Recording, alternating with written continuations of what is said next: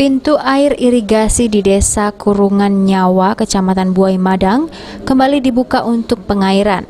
Ribuan hektar sawah yang berada di 4 kecamatan yakni Belitang dan sekitarnya, pintu air sekunder ini kembali dibuka setelah sebelumnya mengalami longsor dan nyaris menjebol pintu air di Desa Kurungan Nyawa. Bupati Oku Timur mengungkapkan pengerjaan perbaikan longsor tersebut dikebut lantaran saat ini petani di Belitang dan sekitarnya telah memasuki musim tanam sehingga membutuhkan air irigasi. Awalnya pihaknya menargetkan pengerjaan diselesaikan 2 bulan, namun dikebut sehingga selesai dalam kurun waktu 21 hari. Menurut Bupati, jika pengerjaan dilakukan selama 2 bulan, dikhawatirkan akan terjadi gagal panen akibat kekeringan.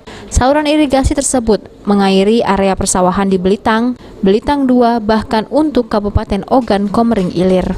Kerusakan akibat longsor mengakibatkan keretakan di pintu air dan mengancam kerusakan saluran irigasi. Tidak hanya itu, sejumlah area persawahan juga terancam banjir dan rusak sehingga perlu penanganan secara cepat dan juga efektif.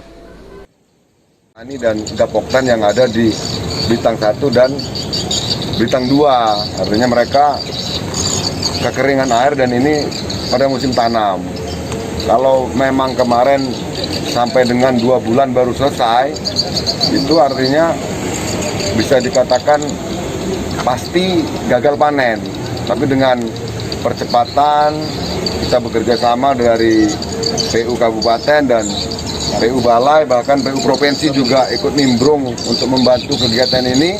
Alhamdulillah pekerjaan ini pada hari ini telah selesai dan siap untuk mengaliri sawah-sawah yang mulai kekeringan di bagian hilir antara Belitang 1, Belitang 2 dan ke Oki sana. Dan mudah-mudahan dengan mengalirnya air ini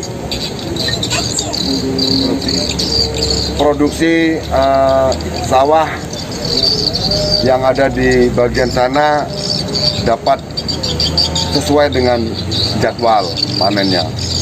Kita buktikan bersama bahwasanya komitmen kita bersama untuk mengerjakan ini sesuai dengan jadwal.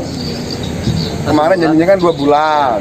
2 bulan, saya janji 1 bulan. Tapi 20 hari. Ini dalam 21 hari seperti telur sudah langsung. Dikatakan Lanosin, perbaikan saluran irigasi akan terus dilakukan, mengingat irigasi tersebut menjadi sumber kehidupan 70% masyarakat di Kabupaten Oku Timur. Ari Pranika, PAL TV.